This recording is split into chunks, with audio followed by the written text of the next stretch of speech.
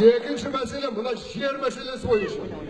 Біз қанша рет айттық, неге осы уақытқа шейін не президент Назарбаев, не оның үкіметі, не жаңа нұротандық парламент осы уақытқа шейін неге ашық бізге айтпайды? Қазақстанның жерінің бір шаршы метрі де ешкімге берілмейді деп неге айтпайды? Неге күмілжиді?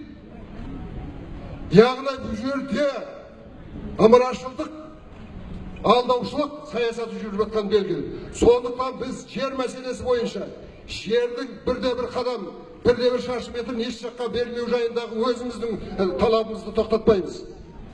Егер де осы мәселемен халық жиналатын болса, осы мәселемен бір халық көтерілетін болса, сонда ғана тоқтайды. Ат төбеліндей бүгіндей болып, рұқсат берілген митингіге осынша адам жиналатын болса, онда біз шешпейміз. Сондықтан біздің осы уақытқа шейін айтып жүргеніміз халықты ұятуымыз керек. Халыққа баруымыз керек. Оны айта шаршап жүрміз. Бірақ осы уақытқа шейін біз нәтижеге жете алмаймыз. Жете алмай жатқанымыз мына отырған қорқыныш. Қорқыныш те. Ала отырған погондағы жігіттер, ай жерде білектерін сыбанып тұрған омондар, ойбай, олар ертең біз соғады. Онсыз болмайды. Егер халық талап қоя білмесе, халық ұйымдаса алмаса, біз жеңіске жетпейміз. Сондықтан ағайын ұйымдасайық, көбірек жиналайық, дауысымызды көтерейік, айтайық. Рахмет.